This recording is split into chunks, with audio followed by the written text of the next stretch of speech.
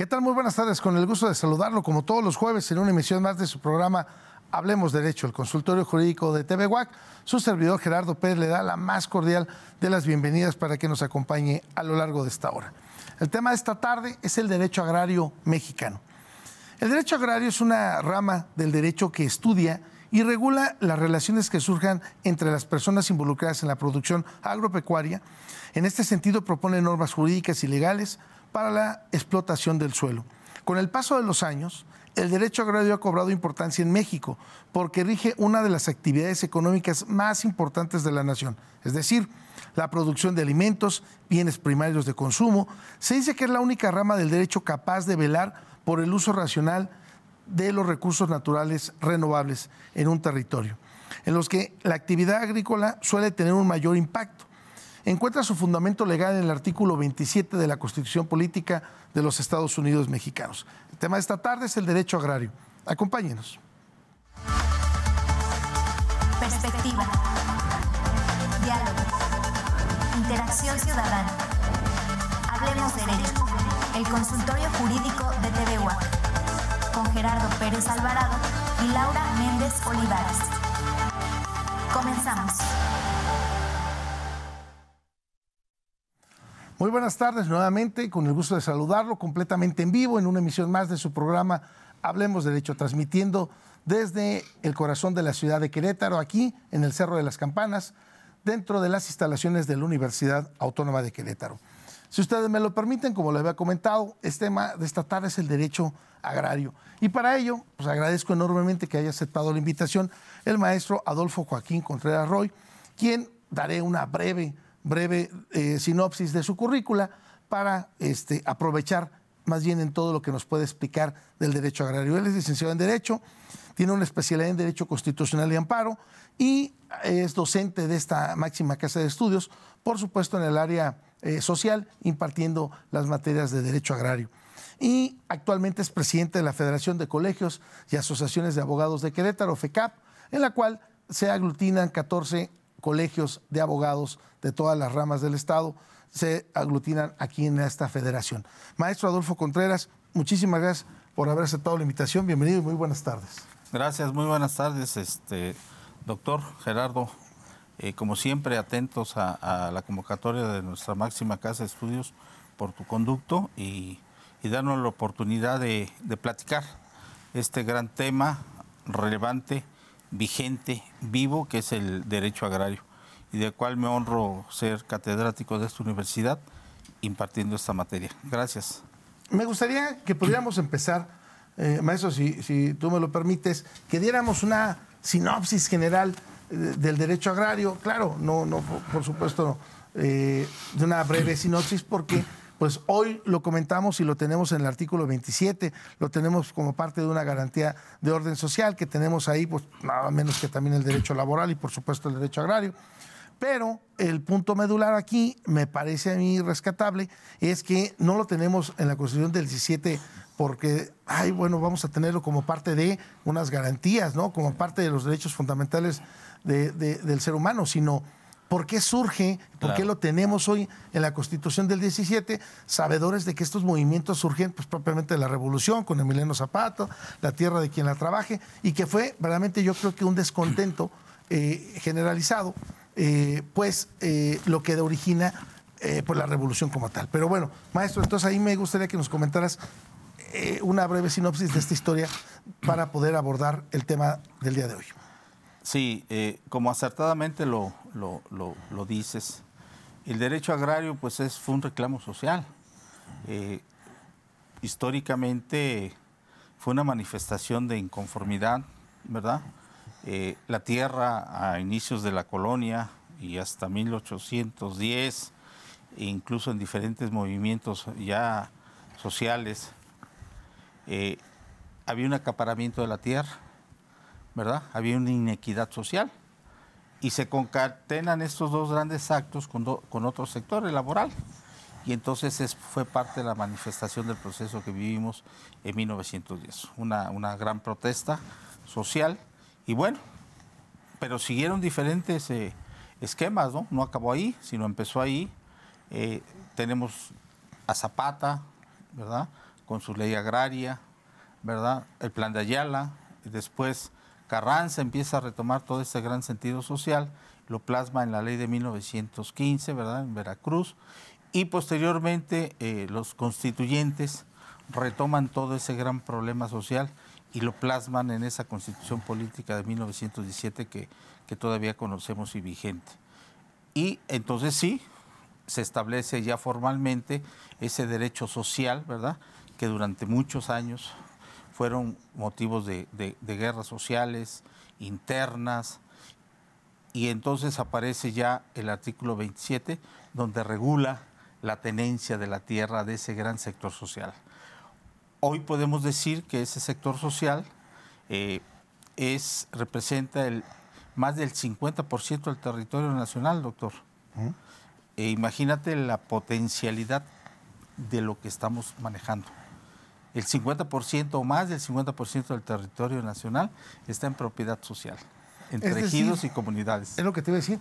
Es decir, que pasamos estos movimientos de la revolución, llegamos incluso a tenerlo, por supuesto, en la Constitución del 17, pero desde Carranza, a lo mejor en el 15, etcétera, etcétera. Mucho antes. Ajá. Y al día de hoy se sigue hablando de proteger el derecho agrario. ¿Pero qué protege entonces, maestro Roy? Porque pues, la misma Constitución te dice que incluso cuántas hectáreas puedes tener para, por ejemplo, pues no es lo mismo que yo quiera tener 500 hectáreas. No sé, 20 borregos para pastar, a que tenga 500 cabezas de ganado. Así es, mira, ¿no?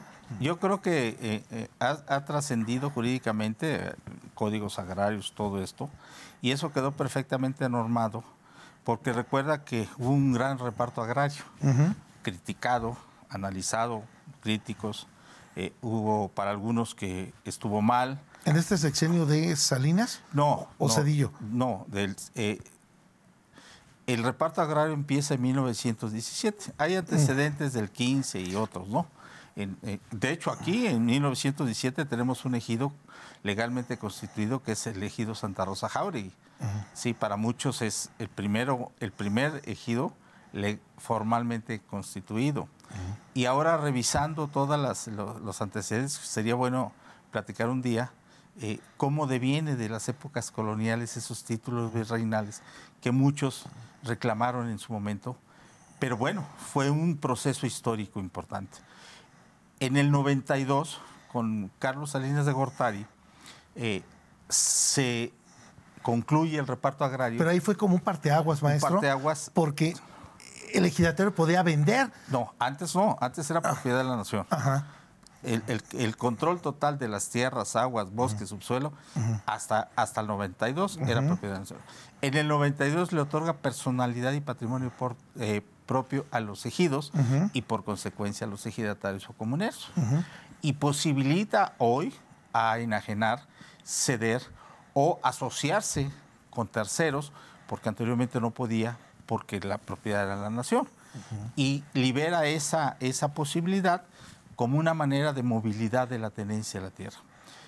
Y bueno, como tú dices, acertadamente fue un parteaguas, ¿verdad? Posiblemente para muchos sea regresar al pasado, otros al futuro, pero bueno, el gran modelo de desarrollo agrario pues, es Querétaro, ¿sí? Y otros estados de la República. Pero yo no quisiera decir si estuvo bien o estuvo mal. Lo que ahora debemos de enseñar nosotros, los maestros, es qué aportó ese gran derecho agrario, ¿verdad? Ese problema social, esa gran problemática social y que ahora se plasma legalmente. Tú definiste hace unos momentos, hay miles de definiciones, desde Maynes, Marta, Henecker, Chapoy, en fin, muchos historiadores del derecho agrario, pero finalmente el objetivo fue ese.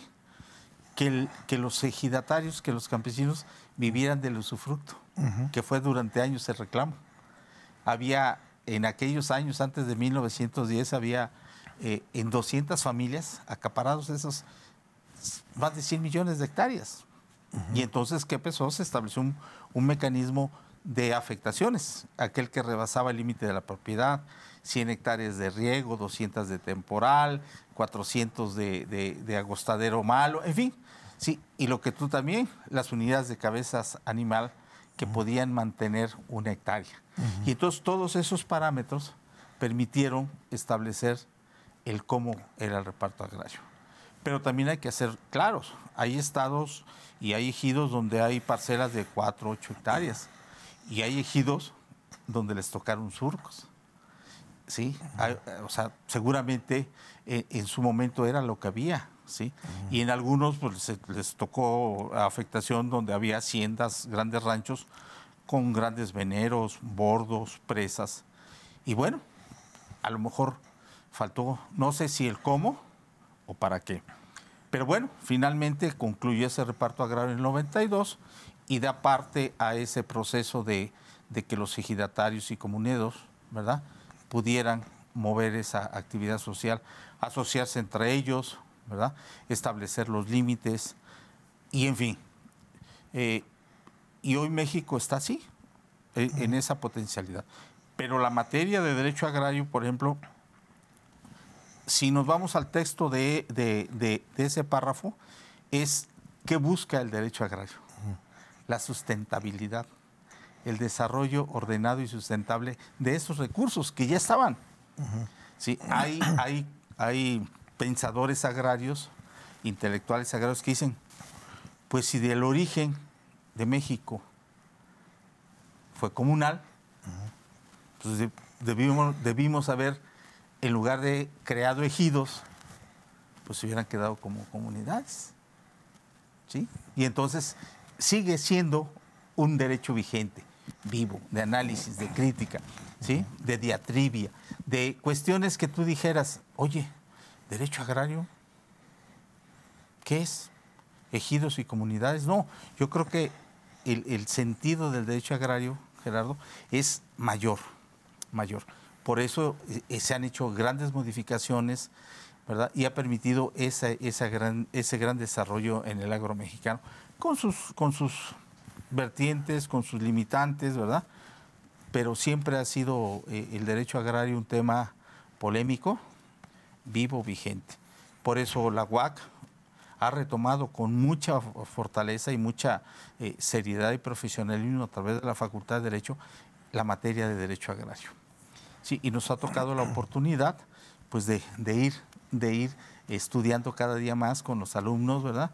Y decirles que el derecho agrario puede ser ese gran detonador que se esperaba desde el 92, de que fuera ese gran detonador de la economía nacional, regional, ¿verdad? Y que llegara a las esferas básicas de los ejidos y comunidades. Maestro, muchos dicen, o incluso luego en los corrillos también se comenta, pues que no se le da el apoyo que se requiere al campo, que simple y sencillamente cada vez menos gente trabaja sus tierras y que por eso se dan las ventas de las mismas y que hay mucha explotación, ¿no?, respecto del ejidatario, que al verse imposibilitado pues de trabajar su tierra decide venderla. Como tú lo dices, yo quiero retomar que es un derecho vivo el día de hoy porque pues a pesar de que se diga ya se repartió la tierra, no tendría hoy por hoy trabajo la Procuraduría Agraria, el Registro Agrario Nacional, si ya no hubiera asuntos que tratar ahí. Y esto me lleva a la siguiente pregunta, ¿no? ¿Cómo es el procedimiento agrario en México? Es decir, y también, ¿cómo es el procedimiento agrario? Pero no menos importante, ¿cuáles son o cuáles son los derechos que yo tengo como ejidatario, ¿no? Porque, pues, quiero concatenar esto también con qué ventajas o desventajas se tienen, maestro, a lo mejor ya son muchas preguntas, pero a ver si nos da oportunidad de irlas desmenuzando, con que yo leo ahora en los periódicos, en las noticias, que ya también pueden hacer su testamento agrario, ¿no? Pues yo sabía que lo hacían en el registro agrario y no tiene costo. Y si lo hago acá afuera, pues me representa un costo.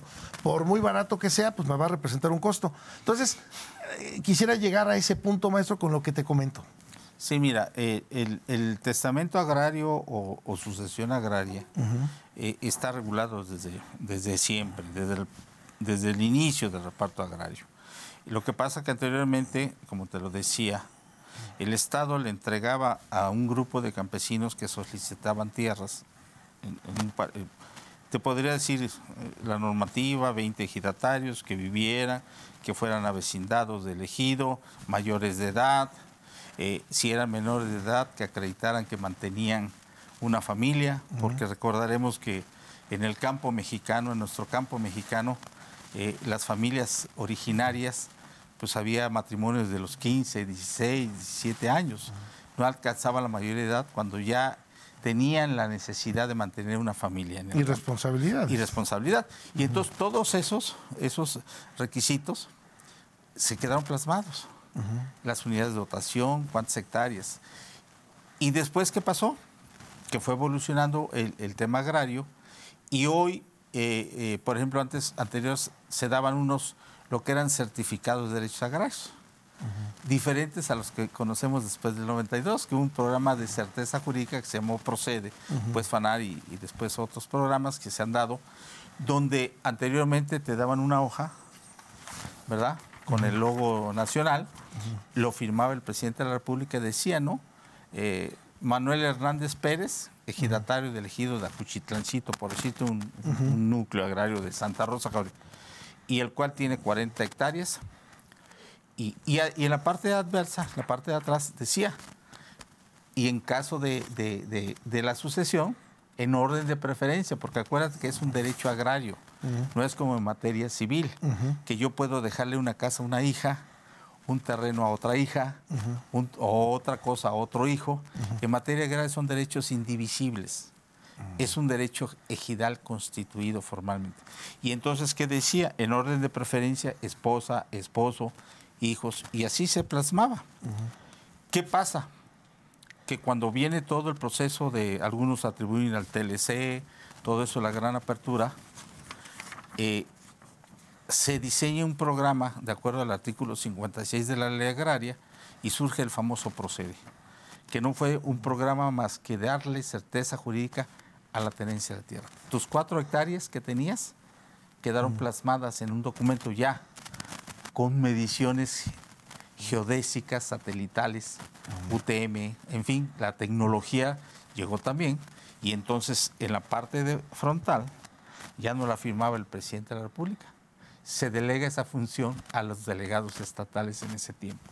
Y entonces ahí ya plasmabas metros, medidas, colindancias y en la parte de atrás el mapa, tu plano, tu plano individual con medidas, coordenadas, cuadros de construcción, que si hoy yo llegas con un topógrafo y le dices, oye, identifícamelo, a través de satélite te identifican los puntos y coordenadas. Le dio certeza jurídica, porque anteriormente, bueno, tú querías hacer una planta, no sé, transformadora, no sé, una empresa extranjera, no le podías comprar a Gerardo Pérez, porque además no era de Gerardo Pérez, era de la Nación. Y entonces ahora sí posibilitas y le das certeza jurídica. Y obviamente pues hay un procedimiento, sacas tu parcela del régimen ejidal, la mandas al dominio pleno y entonces se rige por el derecho común. Ya puedes escriturar, ya puedes fraccionar y hacer una serie de cosas.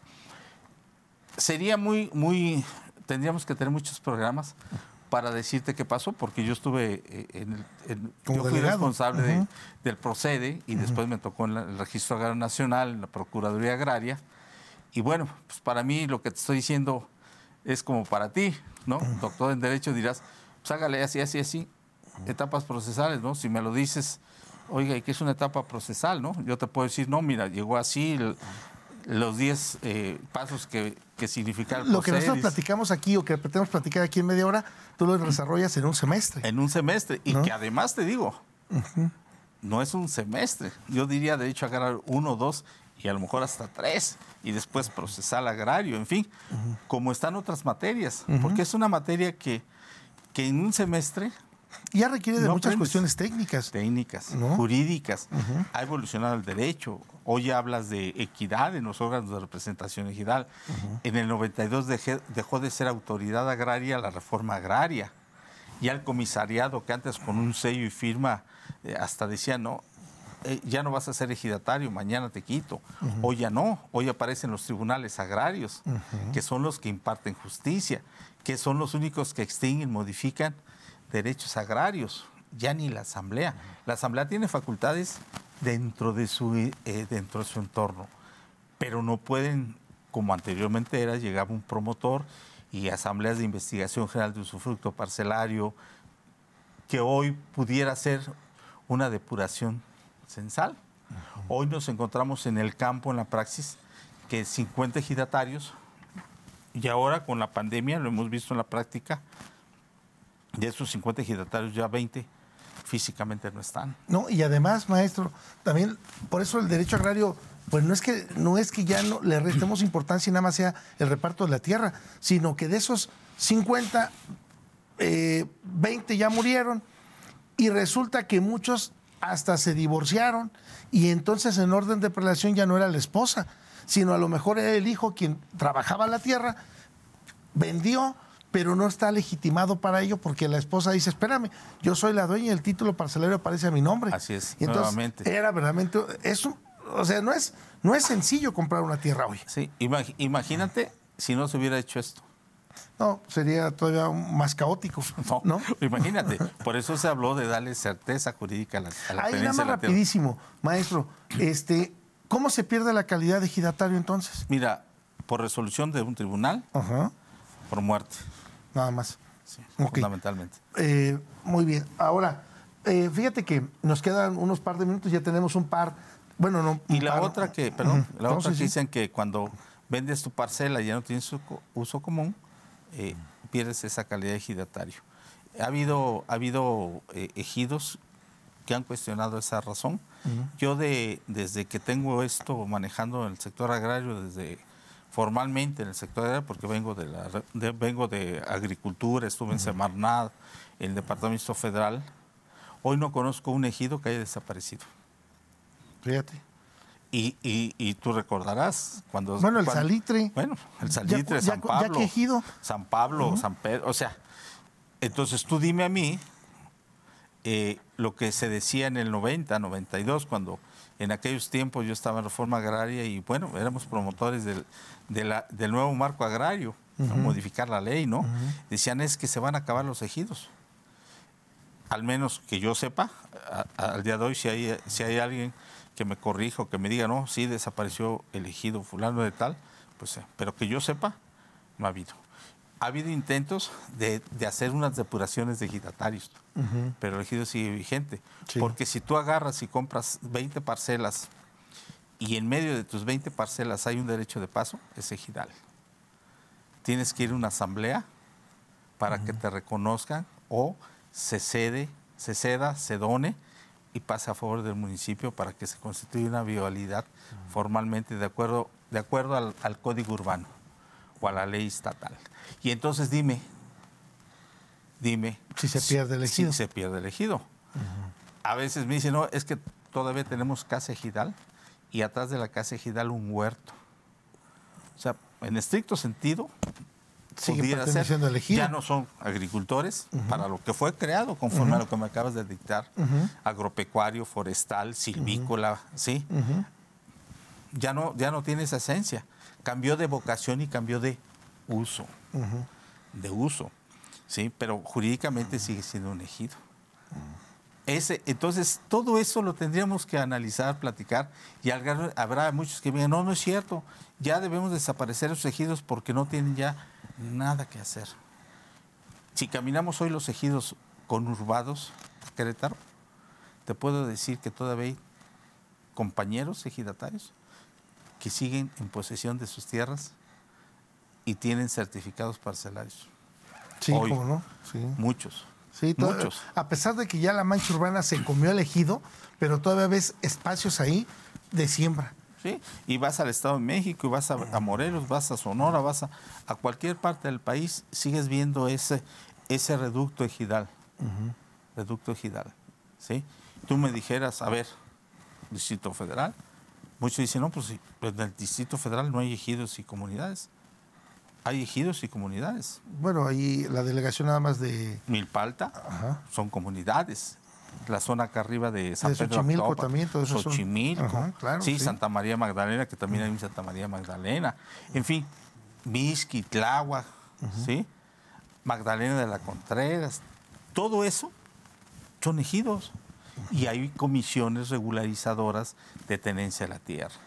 Y sigue habiendo producción agrícola en el Ajusco Medio, el Alto, Topilejo. Todas esas zonas que hoy que te señalo son zonas ejidales del Distrito Federal.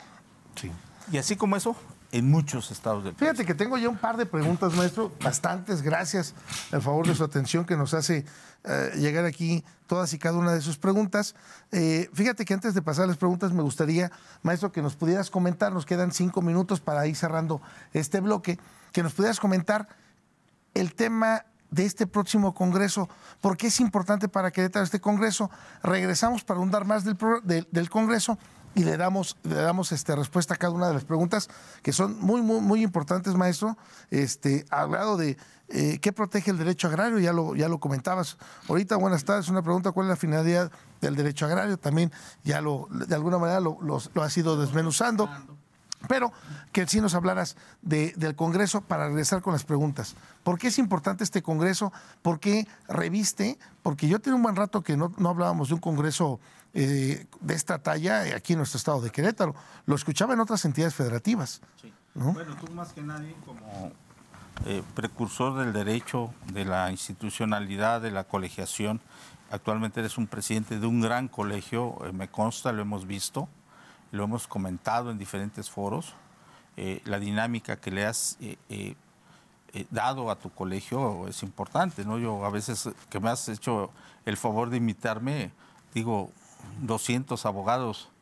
Si a veces tú y yo juntarnos es difícil, 200, 400, somos un gremio muy disperso. Sí. Es muy difícil, pero yo te puedo decir con toda honestidad, es el mejor gremio que tenemos. Mira, este congreso es el 25º Congreso Nacional y 7º Internacional de Derecho Agrario. Okay. Es la primera vez que se hace en Querétaro. Nos tocó todavía la fortuna de, como Federación de Colegios y Asociaciones de Abogados de Querétaro, ser partícipe y digamos, del comité organizador.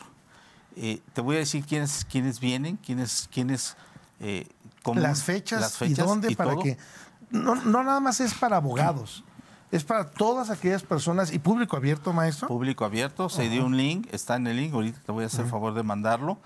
Estudiantes interesados, sociedad civil, porque muchas de estas preguntas tú dirías, porque hemos estado en congresos internacionales latinoamericanos de derecho, de hecho pertenecemos como mención honorífica en la Corte Latinoamericana de Derechos Agrarios.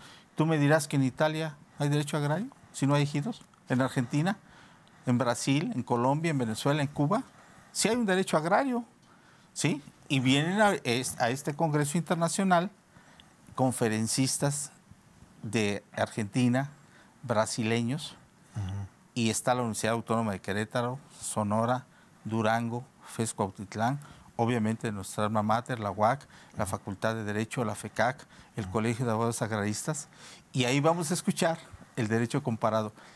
¿Qué están haciendo en materia de la tenencia de la tierra? Yo les diría, de la tenencia de la tierra en Argentina. Para ellos el valor del derecho agrario es un derecho, ya que están pensando en la sustentabilidad del agua, del cielo, de sus bosques. ¿Sí me explico? Y nosotros tenemos un derecho agrario jurídico de alguna manera, porque hay que llamarle de alguna manera. Pero el único país en el mundo donde hay ejidos es en México. Fíjate. Entonces nosotros pensamos, los agraristas, que somos únicos. No, pero hay otro tipo de derecho agrario que también nosotros otra debemos, visión completamente otra diferente. Visión, y que debemos nosotros de recibir esa misión y conocer ellos. En Costa Rica hay un derecho agrario. Entenderlo y ver cómo lo aplican, maestro. Ellos, ¿no? ¿Qué entienden ellos por un derecho agrario? Para mejorar nosotros. Claro, o para copiarles los modelos. O sea, yo siempre he sido de la idea de que se debe de retomar lo mejor y ver qué sigue para México. ¿Te parece bien que regresemos de la pausa, desmenucemos el Congreso y le damos salida a todas y cada una de las preguntas que nos hacen favor de hacernos a llegar aquí en el programa Le Vemos Derecho? Vamos a la pausa y regresamos. Regresamos.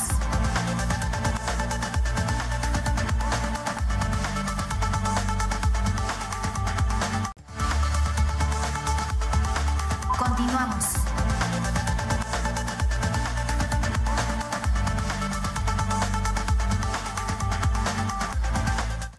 Ya estamos de regreso. Usted nos hace favor de sintonizar en este momento. Le recuerdo que está en su programa Hablemos Derecho, el consultorio jurídico de TV WAC. Y el tema de esta tarde es el derecho agrario. Nos hace favor de acompañar en este espacio el maestro Adolfo Joaquín Contreras Roy, con quien, repito, estamos abordando el tema del derecho agrario. Y antes de irnos a la pausa, íbamos a comentar pues el próximo Congreso Nacional, que ya está muy próximo. Maestro Roy, si lo podemos desmenuzar, ¿cuándo se inicia? ¿Dónde inauguras? ¿Qué personalidades vienen? ¿Si tiene costo? Y bueno, pues ¿es abierto o nada más puro estudioso del derecho? Coméntanos, por favor. Sí, gracias. Como dije anteriormente, es el 25º Congreso Nacional de Derecho Agrario y 8º internacional. Es un evento patrocinado totalmente por dependencias universitarias, la Universidad Autónoma de Querétaro, la UNAM, la FES Cuautitlán, los tribunales agrarios, la Procuraduría Agraria, el Registro Agrario, la Federación de Colegios de Abogados de Querétaro, el Colegio de Abogados Agraristas, ¿sí? La Barra Mexicana de Derecho Agrario. Y es un congreso sin costo. Se subió a las redes sociales de la FECAP, de los diferentes órganos, el link para inscribirse. Hay de manera presencial y virtual. Al día de hoy tenemos 650 inscritos, tanto de manera presencial como virtual. Empezamos el día 24 de octubre. El acto inaugural va a ser en el Teatro de la República a las 5 de la tarde. Lo inaugura y da la bienvenida el senador, el presidente de la Comisión del Senado de la Reforma Agraria, y seguramente también va a estar el coordinador del evento, que es un magistrado del Tribunal Agrario en Guanajuato, el doctor Rubén Gallardo Zúñiga, que es el presidente y que ha sido el promotor de estos excelentes congresos. Como les decía, es la primera vez que se celebra un congreso de esta magnitud en nuestro estado y va a ser un honor como federación y como colegio, que también soy parte del Colegio de Abogados Agraristas, poder estar inmerso y coparticipante en la organización. Tenemos el 25 en el aula forense aquí de nuestra universidad, de la Facultad de Derecho. El programa, dentro de la inauguración va a haber 2 grandes pláticas magistrales. La maestra Carmen Laura López Amaraz, que es magistrada del Tribunal Superior Agrario. Isaías Rivera Rodríguez, que es un académico, fue rector de la Universidad Panamericana de Guadalajara, y entre otros ponentes el día 24. El 25 tenemos a ponentes... Ese ya es aquí en el aula forense. En el aula forense, miércoles. Miércoles tenemos a estudiosos del derecho agrario, tenemos algunos participantes. ¿Iniciamos a qué horas? A las 4 de la tarde, el jueves. El miércoles, perdón. Miércoles y jueves a las 4. Y el acto inaugural es a las 5 de la tarde en el Teatro de la República. Tenemos conferencistas de Buenos Aires, de Argentina. Tenemos de la Universidad de Sao Paulo, de Brasil, que es lo que me refería hace rato, doctor. ¿Cómo ven ellos el derecho agrario y cómo lo vemos nosotros? Es bien interesante porque cuando yo estuve en algunos congresos internacionales, yo decía, con derecho agrario en Bolivia, si es propiedad privada.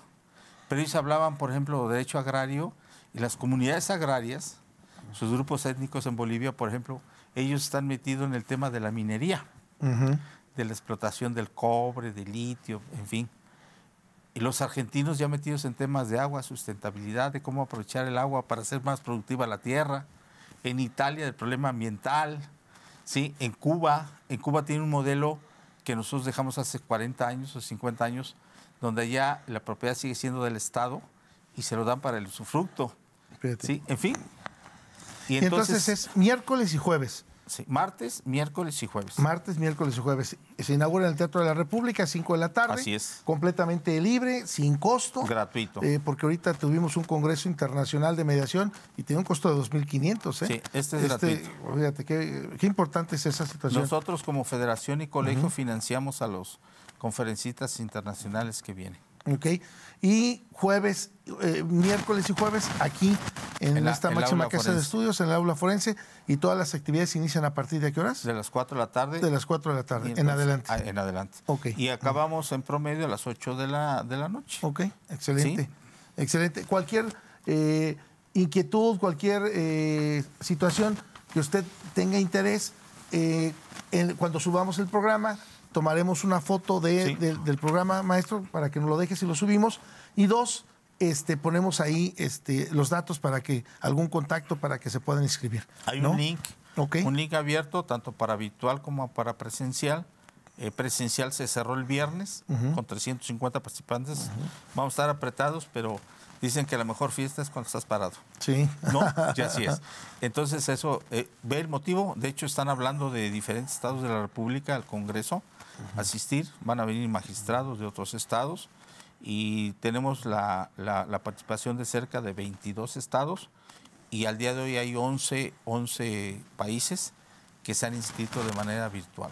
Entonces creo que es importante que hay que interés, quieren conocer qué estamos haciendo. De hecho, el tema se llama Vigencia e Importancia del Derecho Agrario en México. Fíjate. Lo que estamos platicando. Lo que estamos. ¿No? Y justo de eso, maestro, si me lo permites, nos preguntan a Julia Terrazas, buenas tardes, ¿qué protege el derecho agrario? Ya lo habías comentado. Sí. Nos pregunta María Luisa, buenas tardes, una pregunta, ¿cuál es la final del derecho agrario? ¿En qué momento se puede iniciar un juicio agrario? Buenas tardes. Pues en el momento que sientan que sus derechos han sido afectados, depende de la calidad que ostente dentro de un ejido o una comunidad, si es ejidatario, posesionario o se siente con un derecho que haya sido despojado, puede iniciar un juicio agrario. Ok. Jabel Cibrán nos pregunta, buenas tardes, ¿cuál es la diferencia entre ejido y comunidad agraria, maestro? Fíjese que es muy interesante. Cuando yo les platico a mis alumnos, les hago una reflexión histórica. La comunidad deviene de un derecho constituido precortesiano. Y cuando les digo precortesiano, ¿qué es? Pues antes que llegara Cortés ya existían nuestras comunidades indígenas, grupos étnicos. Sí, claro, sí, porque antes hablábamos de Mesoamérica. Mesoamérica. Ajá. Y entonces la diferencia entre ejido y una comunidad es esa. La comunidad existía. ¿Y el ejido lo agarramos de los españoles entonces? No, el ejido como estructura, como figura social, es hasta un híbrido. Porque si nos remontamos a los aztecas, su pirámide organizacional era muy similar en Europa. Un emperador, un rey, iglesia, ¿sí? Qué bueno, tenemos muchísimos dioses ahí. Ejército, ejército, pueblo, clase media. Había una zona externa, fondos legales, que sigue siendo un tema importante en muchos estados. Y abajo, ¿quién estaba? ¿Qué significa ejido? Las tierras de fuera. Es donde estaban las gentes que trabajaban para mantener esa pirámide social. Entonces, es como un híbrido el ejido. Pero ya existía. El calpulli de origen era un esquema de organización social azteca. Fíjate. Y entonces estamos diciendo, hablar de aztecas en una materia de derecho agrario en el 2023, esa es la historia. Así surge. Y esto es lo que estamos dando nosotros en esta facultad. Y por eso los que estamos estudiando y que hemos estado muchos años en la administración pública, afuera, adentro, en la academia, nos sigue apasionando el derecho agrario. Y para nosotros es algo importante. Y entonces, ¿qué vamos a hablar ahora de ese derecho social? ¿Y cuándo nace el ejido? A través del reparto agrario. Esa es la pregunta más simple. La comunidad es milenaria, ¿sí? Que sigue conservando las costumbres, usos y costumbres étnicos, que son comunidades agrarias que están registradas, y los otros que nacen a partir de un proceso de entrega de la tierra por un acto de autoridad, ¿sí? Y que es elegido. Sí, ahora hay otras formas y otras figuras, ¿no? Por eso hay nuevos centros de población ejidal, colonias agrícolas y ganaderas, que te reitero, tendríamos que hacer team back y que me dieras oportunidad de... Otra hora, otro programa. O dos más, Maestro, rapidísimo, nos comenta Celina, buenas tardes, excelente tema. Una pregunta, si mi esposo es ejidatario y en ese ejido construimos el domicilio conyugal, nos casamos por sociedad conyugal y nos divorciamos, ¿yo tengo derecho al 50% de esa tierra ejidal? ¿Ahí construimos nuestra casa durante el matrimonio? Mira, tendrían que hacer un juicio agrario, pero acuérdate que el derecho ejidal es indivisible, para empezar. Y mientras esté dentro del régimen ejidal, una de las especificaciones o de restricciones es inembargable. Ok. Sí, no se puede embargar, no puede entrar. Podría ser el usufructo o tendrías que elementar muchas cosas, pero eso ya es más técnica procesal. Pero, de hecho, mientras la parcela no salga de régimen ejidal, es inembargable. Complicado. Entonces, Incluso cuando yo fui delegado del Registro Agrario Nacional, me llegaban requerimientos de juzgados familiar y me decían, te ordeno que, o te instruyo, como se llama, a que la parcela 23 del ejido X, le pongas un gravamen porque estás... Y yo le contestaba, no puedo. Te reitero, ¿no? Y de repente, te voy a multar.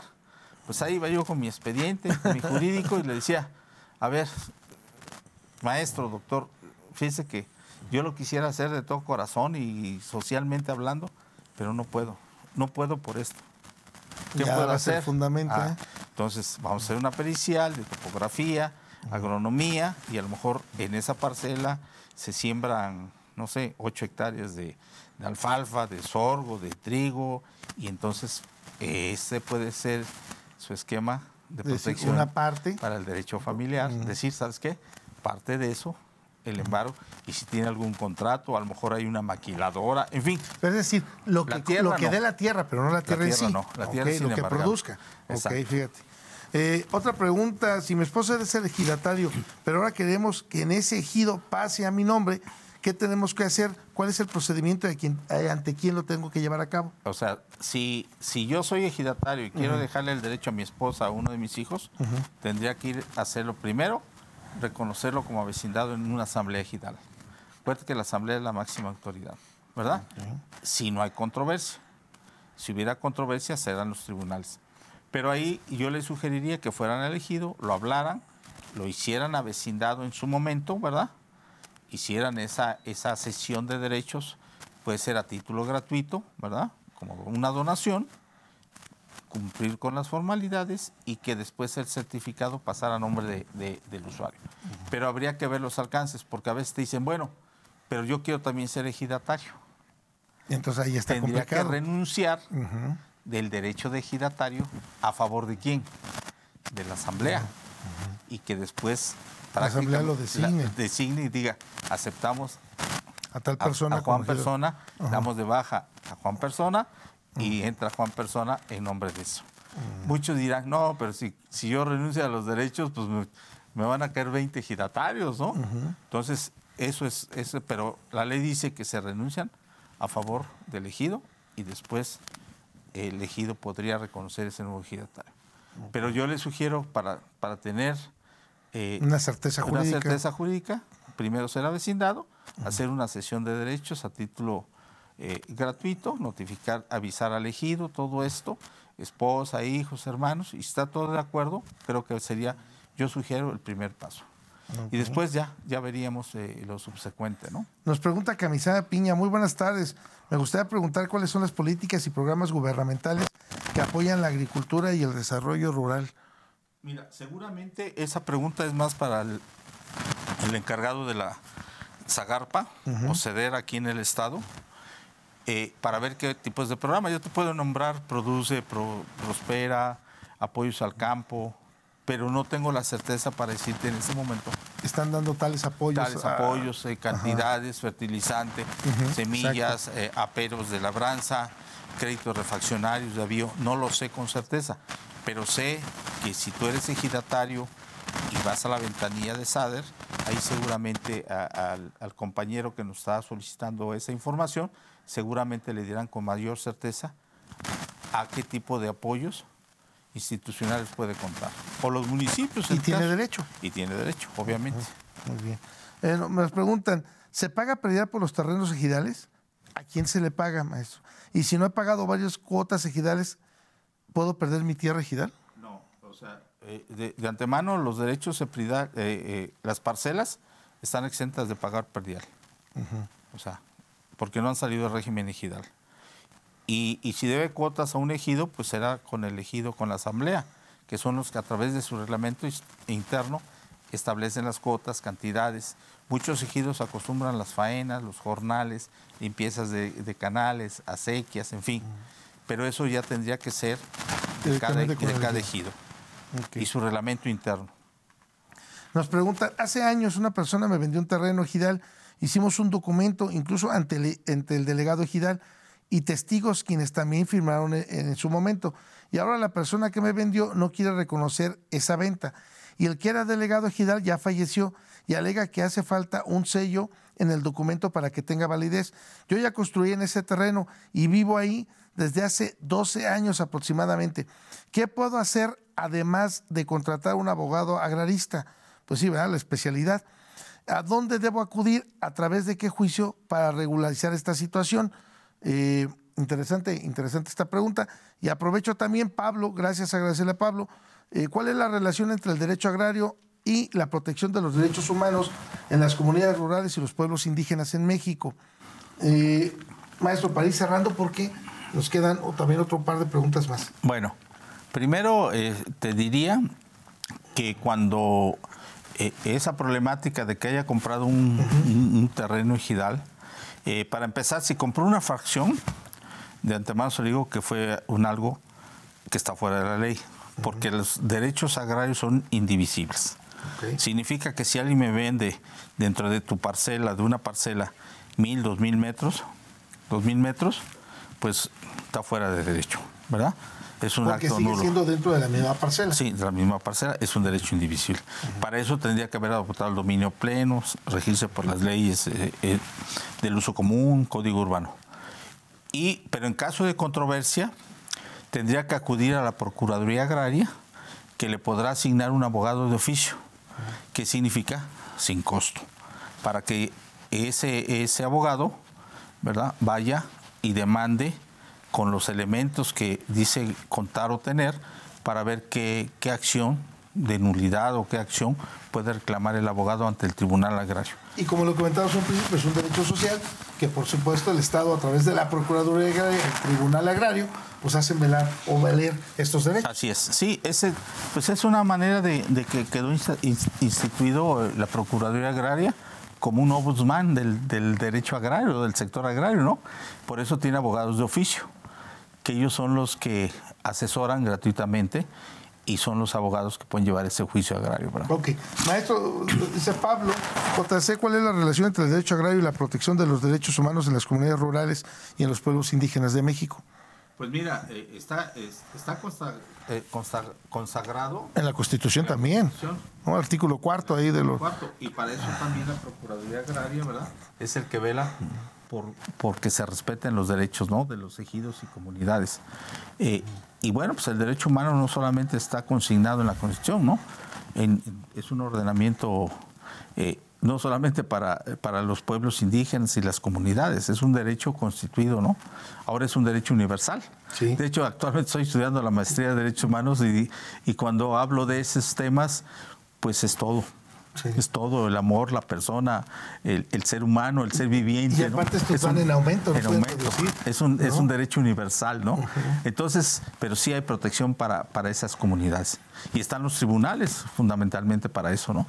Ok. Nos pregunta Javier Cibrán, dice, otra pregunta, si hay oportunidad, ¿cuáles son las obligaciones de los arrendatarios? Bueno, pues salimos prácticamente del tema que traemos aquí del derecho agrario, Javier, pero si nos haces llegar o de forma puntual alguna forma de contacto para regresarte las dudas o las inquietudes que puedas tener respecto a los derechos de arrendatarios que puedes tener, ¿no? Pues simple y sencillamente pues un contrato que te diga un tiempo, una fecha, qué día vas a pagar la renta y que esta renta pues te permite el uso, goce y disfrute del bien o la propiedad que tú estás arrendando, ¿no? Pero bueno, tenemos que puntualizarlo porque también es otro tema, punto y aparte del derecho agrario que estamos comentando en este momento. Maestro, nos quedan 2 minutos. ¿Algún mensaje final que nos vuelvas a comentar o puntualizar algo de tu congreso? Nos acompañen, principalmente al Congreso Internacional. Vamos a dejar aquí el link, ¿verdad? Virtualmente cabemos miles, no tenemos límites, ¿verdad? Ojalá seguramente tu programa no solamente se ve en Querétaro, sino en muchas regiones de nuestro gran estado. pues por lo menos a través del Face, maestro. El Face va a estar televisado, aquí están los links de lo que se va a hacer y decir que el derecho agrario sigue vigente y vivo. No es un derecho agrario ahí olvidado o perdido. No, sigue vigente y vivo, y nuestra universidad y nuestra facultad de Derecho estos últimos años le ha tomado mucha fuerza al derecho agrario. Hoy tenemos 48, 50 alumnos por semestre.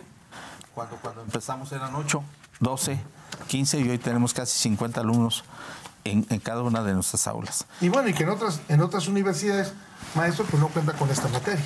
No hay. Ese es otro. Complicada. Y que hay que multiplicarlo, no solamente en las universidades públicas, sino en las privadas, porque es algo muy importante y que tenemos ahí un potencial para que México siga siendo más grande. Maestro, pues muchísimas gracias. No, al contrario. No sea la primera ni la última vez, porque, mira, verdaderamente son preguntas muy, muy interesantes lo que tiene que ver con las propiedades ejidales. Y muy concretas y técnicas. Sí, muy bien, eso es muy, muy padre. Bueno, agradecerle, por supuesto, si ustedes me lo permiten, al equipo de trabajo, aquí a Viri en piso, a Viridiana Santana, que pues está atenta aquí de que nos veamos muy bien, maestro. Por supuesto, a Francisco Molgado, ya le daremos tarea a nuestro productor para que nos apoye con tu diapositiva y la podamos subir. Y a Edith Segura, a Dani Sánchez y a Yamile Hernández. Y recuerden que tenemos... Gracias por acompañarnos. Los esperamos en la siguiente emisión de Hablemos Derecho, el consultorio jurídico de TV UAC.